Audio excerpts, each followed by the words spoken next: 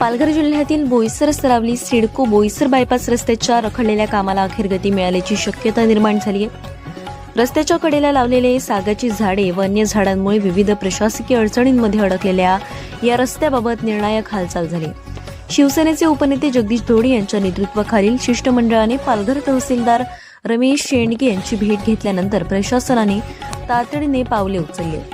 सन 2024 मध्ये तत्कालीन मुख्यमंत्री व विद्यमान उपमुख्यमंत्री तसेच शिवसेनेचे प्रमुख नेते एकनाथ शिंदे यांच्या स्तरावर या रस्त्यासाठी पुढाकार घेण्यात आला होता. शिवसेनेचे उपनेते जगदीश धोडी आणि पालघर सहसंपर्क प्रमुख वैभव संखे यांच्या मागणीनुसार MMRDA कडून 50 लाख रुपयांचा निधी मंजूर करण्यात आला होता.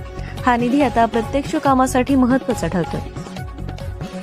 तहसील कार्यालयात झालेल्या बैठकीत सार्वजनिक बांधकाम विभागाचे उपअभियंता अजय जाधव, वनपरिक्षेत्र अधिकारी अपेक्षा साटम तसेच स्थानिक प्रतिनिधी कल्पेश धोडी यांच्यासह विविध विभागांचे अधिकारी उपस्थित होते.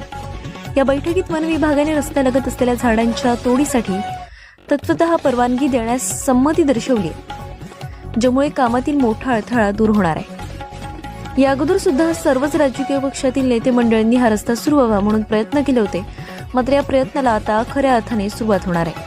पालघरचे तहसीलदार रमेश शेंडगे यांनी संबंधित सर्व विभागांना तत्काळ काम सुरू करण्याचे स्पष्ट निर्देश दिले असून ग्रामपंचायत सरावली, बोईसरचे ग्रामसेवक तसेच मोठ्या संख्येने महिला व नागरिकही या बैठकीला उपस्थित होते.